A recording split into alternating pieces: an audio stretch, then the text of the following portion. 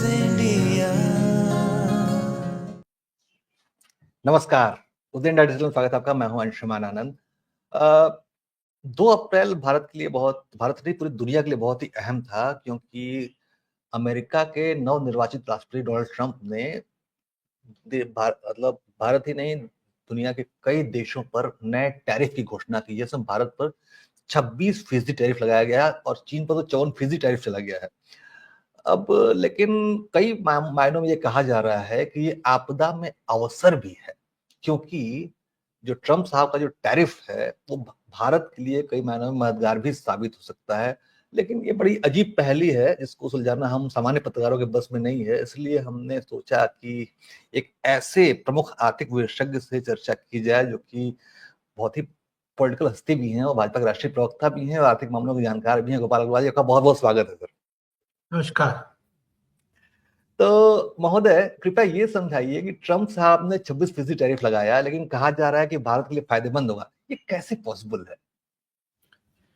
नहीं, देखिए, एक चैलेंज, चुनौती तो है ही। इस पूरे जो ग्लोबल ट्रेड वॉर ट्रंप साहब ने शुरू किया है, तो उसके लिए सभी देशों को एक चुनौती है और उससे डिसरप्शंस तो होंगे पूरे ग्लोबल ट्रेड सिनेरियो में। जी। और जब हम बायलेटरल ट्रेड रिलेशंस को देखते हैं या ग्लोबल सिनेरियोज में ट्रेड जीडीपी और ट्रेड को देखते हैं, तो ग्लोबल सिनेरियो को हम कंट्रोल नहीं कर सकते। हमें उनके अनुसार उसको चैलेंज की तरह लेते हुए अपने आप को उसके अनुसार बदलना पड़ता है, उसके अनुसार अपने आप को प्रिपेयर करना पड़ता है और उसके अनुसार आगे अपनी अर्थव्यवस्था को, अपने मैन्युफैक्चरिंग सेक्टर को, अपनी सप्लाई चेन को उसके साथ अलाइन करना होता है। तो हर चीज में, चाहे कोविड की चुनौती थी, उसके बाद ग्लोबल लेवल पे हमारी चीन के साथ भी कई तरह की चुनौतियां साथ में रहती हैं और भी कई कॉम्पिटिटिव नेबरिंग कंट्रीज है जिनके साथ ट्रेड की चुनौती रहती है। लेकिन सरकार एक्टिवली उन चुनौतियों के अनुसार अपनी पॉलिसीज को चेंज करती है, अपने रूल्स रेगुलेशंस को चेंज करती है, हमारे कस्टम, एक्साइज, टेक और जो इंसेंटिव्स है उनको उसके अनुसार अलाइन करती है, ताकि हमारी इंडस्ट्रीज को कोई नुकसान ना हो और हम उन चुनौतियों को, चैलेंजेस को मीट आउट करें। तो जो बेसिक चीज है हमें देखना चाहिए, जो प्रधानमंत्री जी कहते हैं, national interest first, India first वाली बात है। तो हम अपने इंटरेस्ट को देखते हुए अपने मैन्युफैक्चरिंग सेक्टर्स को और अपने कस्टम्स ड्यूटीज और इन चीजों को, इंपोर्ट ड्यूटीज वगैरह को, फ्री ट्रेड एग्रीमेंट को अलाइन करने के लिए पूरी तरह प्रिपेयर्ड है और उसके अनुसार उन चीजों को हम चेंज भी करेंगे। अब वर्तमान सिनेरियो में जो हमारा एक positive balance of trade US से था और हम लोगों को एक्सपोर्ट ज्यादा था, इंपोर्ट कम था, तो अगर यूएस ने उस तरह का टैरिफ लगाया है तो बेसिकली सभी लोग ये मान रहे हैं कि अल्टीमेटली यूएस के लिए भी एक चुनौती है, उसका अपना इन्फ्लेशन बहुत बढ़ता जा रहा है और इस तरह की टैरिफ से उनको अपने यहाँ भी एक चैलेंज का सामना करना पड़ेगा। उनका इन्फ्लेशन सबसे ज्यादा बढ़ेगा। अगर उन्होंने ये इंपोर्ट ड्यूटी सब आइटम्स में ग्लोबली लगाई है तो सबसे ज्यादा इम्पैक्ट तो वहां के लोकल डोमेस्टिक कंज्यूमर्स को पड़ेगा। तो वह अपने आप में यह भी एक फैक्टर है जो कि लोकल प्रेशर्स पड़ेगा, तो उनको फिर चीजों को अलाइन करना पड़ेगा। दूसरा, डब्ल्यूटीओ जैसे मल्टीलेटरल प्लेटफॉर्म्स है, गेट है, डब्ल्यूटीओ है और भी कई तरह के प्लेटफॉर्म्स हैं जहां पे जो ट्रेड एग्रीमेंट्स हैं उनके अंतर्गत आर्बिट्रेशन जो कोर्ट्स है, उन सब के अंदर भी कोई कमिटमेंट्स हैं सब कंट्रीज के। यूनिलेटरली कोई डिसीजन अगर लेता है तो उसके अगेंस्ट जो है वो इन मल्टीलेटरल और बायलेटरल प्लेटफॉर्म्स में आप जा सकते हैं। उन सब चीजों का भी एक रास्ता खुला हुआ है जिसको भी सरकार पूरी तरह से देख रही है, देखेगी भी। तीसरा महत्वपूर्ण बात है कि जब ग्लोबल कॉम्पिटिटिव सिनेरियो हमारे सामने आ रहा है तो बाकी कंट्रीज कैसा उनके ऊपर टैरिफ वगैरह लगा हुआ है। तो अगर हम कंपेयर करते हैं यहाँ पे तो कंपैरेटिवली भारत पे अगर 26-27% की का टैरिफ यूएस ने कहा इम्पोज करने के 26% लिए, का जी। 26% का, तो जी। उसमें बाकी कंट्रीज को जो हमारी कॉम्पिटिटिव तरीके से, जिनके साथ हमारी मैन्युफैक्चरिंग और वेरियस जो हमारी सप्लाई चेन के अंदर कंपटीशन है, जैसे ताइवान से के साथ सेमीकंडक्टर और कंप्यूटर इंडस्ट्री का है, बांग्लादेश के साथ जो टेक्सटाइल इंडस्ट्री का कंपटीशन है, वियतनाम और इंडोनेशिया जगह के साथ छोटे छोटे मैन्युफैक्चरिंग आइटम्स का है, या चीन के साथ फार्मास्यूटिकल्स का है, या और मैन्युफैक्चरिंग प्रोडक्ट का कॉम्पिटिटिव मार्केट का हमारे साथ कंपटीशन है, उन सब के टैरिफ अगर हम देखें तो भारत से उन कंट्रीज में यूएस ने का टैरिफ काफी ज्यादा है। तो जी, मैं इसी कॉम्पिटिटिव मुद्दे पर आपसे बात करना बहुत है। इसी मुद्दे में आपसे बात पूछना चाहता था कि जो चीन पर जो टैरिफ है वो 2 हिस्सों में है, तो दोनों मिलकर 54% के आसपास हो गया है, जबकि भारत का 26% है, जो कि चीन से लगभग आधा है। तो ऐसे में ये संभावना जताई जा रही है कि मतलब जो भारत से जो चीन अमेरिका को जो निर्यात होगा वो बढ़ सकता है। क्या आपको ऐसा लगता है? नहीं, कंपेरेटिवली हम्म, कंपेरेटिवली हमें एडवांटेज होगा, क्योंकि अगर चीन पे ज्यादा टैरिफ लगता है, या वियतनाम ताइवान जैसी कंट्रीज में ज्यादा, बांग्लादेश में लगता है, लगा है हम्म, जैसा उनने अनाउंस किया, तो कंपेरेटिवली हमारे प्रोडक्ट वहां पे चीप होंगे। एक हमारे हम्म, लिए पॉजिटिव साइन ये भी रहेगी कि डोमेस्टिक इन्फ्लेशन और हमारा कम होगा, क्योंकि अगर एक्सपोर्ट ग्लोबली, अगर एक्सपोर्ट में रीअलाइनमेंट चीजें होती है तो कंपैरेटिवली हमें फायदा होगा। हमारी इंडस्ट्रीज भी और ज्यादा कॉम्पिटिटिव हो गए। सरकार अल्टरनेटिव जो मैकेनिज्म है इंसेंटिवाइज कर देगा मैन्युफैक्चरिंग, डोमेस्टिक मैन्युफैक्चरिंग सेक्टर्स को, उसके लिए भी पूरी तरह से जागरूक है और इंडिया इंटरेस्ट को वॉच करेगी। तो मुझे लगता है कि एक डिसरप्शन तो है, ऐसा कोई डिनाई नहीं कर सकता कि जो यूएस ने जो टैरिफ एकदम इम्पोज किए हैं, उसने ग्लोबल ट्रेड को डिसरप्ट किया है, बट उस डिसरप्शन के कारण भारत की हम्म, सप्लाई चेन रीअलाइन होगी, उसमें हमें कंपैरेटिवली एडवांटेज होगा, हमारी इंडस्ट्रीज को नए एवेन्यूज देखने के लिए भी हमें मौका मिलेगा, और कई चीजें हैं जिसमें रीनेगोशिएशन भी हो सकता है। बायलैटरल ट्रेड एग्रीमेंट में पीछे कई आइटम्स में सरकार ने रीअलाइन भी किया है यूएस की डिमांड को देखते हुए, कई चीजों को, उनकी इंपोर्ट ड्यूटी को, जिन चीजों में ऐसा लग रहा था कि वो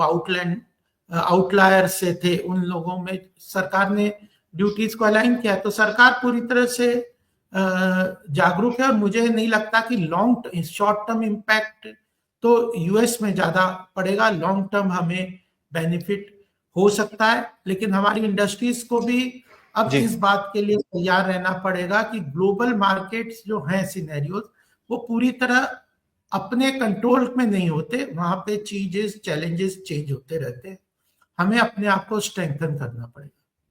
महोदय, आप एक आर्थिक विशेषज्ञ होने के साथ एक राजनेता भी हैं, तो मैं आपसे एक बात जानना चाहता हूँ कि जो भारत की जियोपॉलिटिकल सिचुएशन है, जो भारत की जो भौगोलिक स्थिति है, चाइना, पाकिस्तान, बांग्लादेश और ईरान, तो उसके हिसाब से भारत इस पोजीशन में है कि अमेरिका से बार्गेन कर सकता है। तो आपको क्या लगता है कि भविष्य में जो ये टैरिफ का मामला है, जो और दूसरी बात ये है कि पीएम मोदी और ट्रम्प साहब के बीच रिलेशन बहुत ही अच्छे हैं। तो इन निजी संबंधों के आधार पे और भारत की जियोपॉलिटिकल सिचुएशंस के आधार पे क्या लगता है कि भविष्य में ये टैरिफ का जो कोड़ा है, भारत में जो पड़ा है, वो थोड़ा कम हो सकता है?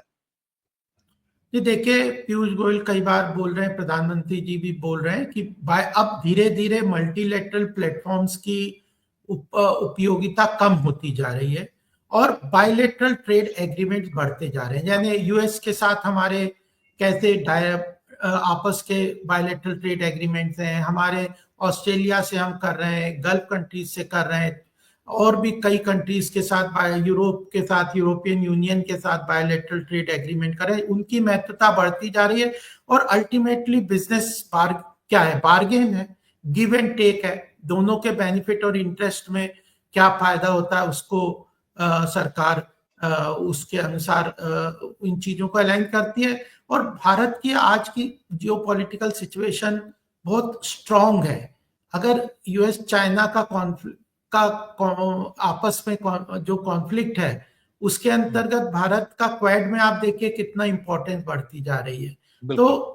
इस जो साउथ ईस्ट एशियन कंट्रीज हैं या ग्लोबल साउथ है, उसमें भारत का जो पॉलिटिकल सिचुएशन है, वो उसकी लीडरशिप की पोजीशन में बहुत बड़ा फर्क आया मोदी जी के नेतृत्व में, और उसको हम जरूर लीवरेज करेंगे। लेकिन अल्टीमेटली बायलैटरल ट्रेड एग्रीमेंट में ये सब चीजें इनकॉर्पोरेट होके मुझे लगता है कि हम लोग अलाइन कर लेंगे। और यूएस भी कई चीजों को, जैसे फार्मास्यूटिकल इंडस्ट्री वगैरह, जो कि हमारी बहुत बड़ी इंडस्ट्री है, जिसका बहुत बड़ा एक्सपोर्ट होता है यूएस में, उन सब में उन्होंने भी रिलैक्सेशन दिया है। इवन हम अब कोशिश कर रहे हैं कि जो चिप टेक्नोलॉजी को डेवलप करें, सेमीकंडक्टर्स को डेवलप करें, उन सब के अंदर कर भी हमें बहुत अपॉर्चुनिटीज मिल रही है।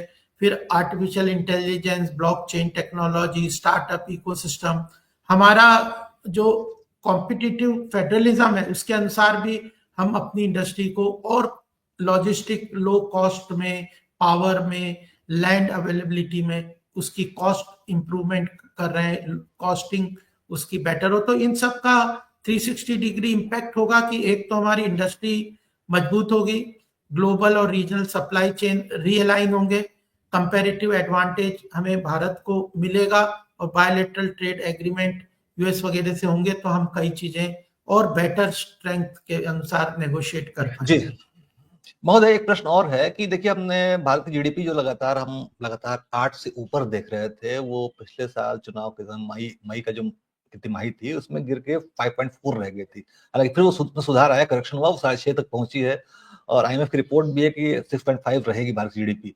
तो उस पर इस नए जो टैरिफ वार चल रही है, क्या आपको लगता है कि हमारी जीडीपी पर कुछ इम्पैक्ट आ सकता है इस पर? देखिए, सबसे महत्वपूर्ण बात, प्रश्न आपका ये अच्छा है कि जो एक्सपोर्ट डिपेंडेंट इकोनॉमीज हैं, जिनकी पूरी, जैसे चाइना है या कई कंट्रीज हैं जिनके अपने मार्केट तो उतने बड़े, कई कंट्रीज के तो अपने मार्केट, डोमेस्टिक मार्केट बहुत छोटे हैं। चाइना का डोमेस्टिक मार्केट बड़ा है, लेकिन उसका मैन्युफैक्चर ज्यादातर GDP dependent export driven economy है। भारत का अपना डोमेस्टिक मार्केट बहुत बड़ा है, और हमारी इंडस्ट्री बहुत ज्यादा अभी एक्सपोर्ट डिपेंडेंट नहीं है। तो हमारी जो इकोनॉमी में जो मैन्युफैक्चरिंग सेक्टर है, उसका डिपेंडेंस ऑन एक्सपोर्ट कम है। हमने जो सप्लाई चेन में ऑटोमोबाइल और जो और ऐसी इंडस्ट्री, फार्मास्यूटिकल इंडस्ट्री, उसमें एंड प्रोडक्ट के बजाय हम सप्लाई चेन में हमारी इंटीग्रेशन कई इंडस्ट्रीज की है, तो वो ग्लोबल और रीजनल सप्लाई चेन में पार्ट्स बनाने का काम, उसको सब देखते, तो हमारी जो डिपेंडेंसी है वो उतनी एक्सपोर्ट मार्केट में नहीं है। तो मुझे नहीं लगता कि हमें जीडीपी के ऊपर जो ग्रोथ का जो हमारा टारगेट है, जो हम 5th लार्जेस्ट इकोनॉमी इस वक्त है और 3rd लार्जेस्ट इकोनॉमी 2030 के पहले बनने का जो हमारा टारगेट है, उसमें बहुत इम्पैक्ट होगा। हम लोग स्पेस टेक्नोलॉजी में आगे बढ़ रहे हैं, फार्मास्यूटिकल में बढ़ रहे हैं, स्टार्टअप इकोस फिनटेक में आगे बढ़ रहे हैं, सर्विस इंडस्ट्री में बढ़ रहे हैं। जो हमारा जो रिन्यूएबल एनर्जी के अंतर्गत हम लोग बहुत इन्वेस्टमेंट कर रहे हैं, इंफ्रास्ट्रक्चर में कर रहे हैं। तो हमारी इकोनॉमी डोमेस्टिक ड्रिवन है, हमारी इकोनॉमी तो उसी गति से अच्छी बढ़ेगी। और मुझे लगता है कि हम और जो आपस में जो दूसरी कंट्रीज के साथ भी हमारा ट्रेड इसके कारण बढ़ सकता है, तो हमारी इकोनॉमी जीडीपी ग्रोथ रेट मतलब अच्छी तरह से आगे चलेगा। तो बहुत अच्छे तरीके से बातें समझाई महोदय, लेकिन एक आखिरी प्रश्न आपसे और है। भारत को कहते हैं कि एग्रो बेस इकोनॉमी, खेती कृषि आधारित अर्थव्यवस्था कहते हैं भारत को, और अमेरिका अपने कृषि उत्पादों को भारत भेजने की इच्छा रखता है। तो आपको क्या लगता है कि जो प्रेशर है ट्रम्प साहब का, जो कृषि उत्पाद भारत को बेचने की जो कोशिश है उनकी, ये मतलब हमारे लिए कितना, हमारे किसानों के लिए, हमारे जो ग्रामीण अर्थव्यवस्था है उसके लिए हमारे लिए कितना मतलब खतरनाक साबित हो सकता है, और इससे कैसे बचेंगे हम? देखिए, प्रधानमंत्री जी ने जब भी बात की है तो उन्होंने कहा नेशनल इंटरेस्ट इज प्रायोरिटी, और उन्होंने जब ट्रम्प साहब को भी अप्रिशिएट किया, उनको कहा कि जैसे मेरे लिए भारत प्रायोरिटी है, वैसे ट्रम्प साहब के लिए अमेरिका प्रायोरिटी है। इसमें कोई बुराई नहीं है, सब देश अपनी कंट्रीज अपने अपने इंटरेस्ट को वॉच करते हैं। तो इसलिए हम लोग प्रधानमंत्री मोदी जी के नेतृत्व में यह स्पष्ट है कि भारत के इंटरेस्ट और किसानों के इंटरेस्ट और भारत की इकोनॉमी के इंटरेस्ट के अंतर्गत ही डिसीजन लेंगे, और ऐसा कोई स्टैटिक नहीं है चीजें। अगर किसी बातचीत के माध्यम से बड़ी बड़ी चीजें भी ठीक हो जाती हैं, और सरकार ने ऑलरेडी एक ग्रुप ऑफ मिनिस्टर्स बना दिया जिसमें शिवराज सिंह चौहान जी भी हैं, निर्मला जी भी हैं, पीयूष गोयल जी भी हैं और अपने फॉरेन अफेयर्स मिनिस्टर्स भी हैं। तो वो लोग इसके इम्पैक्ट को एनालिसिस करके इंडस्ट्री से बात करके करेक्टिव जो मेजर्स हैं उसको लेने के लिए पूरी तरह से तैयार है, प्रतिबद्ध है। जी, तो गोपाल अग्रवाल साहब ने बहुत ही संक्षिप्त में, बहुत ही कम शब्दों में, बहुत ही सटीक तरीके से बातें समझाई। मैं आपको समराइज कर देता हूं। उन्होंने ये साफ साफ कहा कि भारत की जो अंदरूनी शक्ति है, भारत की जो इंटरनल मार्केट की स्ट्रेंथ है, वो उसको उस बाहरी दबाव से बचा के रखेगी, और कृषि के मामले में हमें परेशान होने की जरूरत नहीं है, क्योंकि पीएम मोदी ने स्पष्ट कर रखा है कि हम अपने निजी हितों को, राष्ट्रीय हितों को सुरक्षित रखेंगे, तब भी आगे आगे बात करेंगे। और सबसे अहम बात उन्होंने ये बताया कि जीडीपी में बहुत ज्यादा इम्पैक्ट पड़ने वाला नहीं है, और ये हमारे इंडस्ट्रीज के लिए एक नया चैलेंज प्रस्तुत करेगी, जो कि भविष्य में लॉन्ग टर्म में हमारे लिए फायदेमंद होगा। मैं उम्मीद करता हूं कि दर्शकों से ये जो इंटरेक्शन था गोपाल अग्रवाल साहब का, वो बहुत ही शानदार रहा होगा, और उन्होंने जो बातें समझाई उनकी बात बहुत स्पष्ट तरीके से समझ में आ गई होगी। कुछ मुद्दे छूट तो नहीं गए महोदय? नहीं, मेरे ख्याल से तो इस वक्त जब तक सरकार के और स्टेप्स नहीं आते तब तक मेरे ख्याल से हमें बहुत चिंता की बात नहीं है। हम काफी दिनों से इस इश्यूज को सबके सामने था, तो सरकार उसके लिए पूरी तरह तैयार है। जी, और उम्मीद करते हैं कि भविष्य में और भी बेहतर चीजें देखने को मिलेंगी, क्योंकि जो भारत की जो पोजिशनिंग है वो बहुत ही मजबूत है साउथ एशिया क्षेत्र में। हो सकता है कि ट्रंप साहब को समझ में आए कि भारत से दुश्मनी मूल्य की ज्यादा अच्छा फायदा नहीं है, बल्कि दोस्ती बढ़ाने में फायदा है, तो टैरिफ कम भी हो सकते हैं। तो हम आगे जो भी अपडेट होगा, जो भी इसमें नया अपडेट आता है, हम गोपाल साहब से उम्मीद करेंगे कि वो आए और हमारा ज्ञानवर्धन जरूर करें, हमारे दर्शकों का हमारा ज्ञानवर्धन करें। अभी के लिए बहुत बहुत धन्यवाद। हाँ, धन्यवाद। उदय इंडिया का भी बहुत बहुत अभिनंदन और आभार कि हमारी बात रखने का मौका। धन्यवाद। आपका भी आशीर्वाद।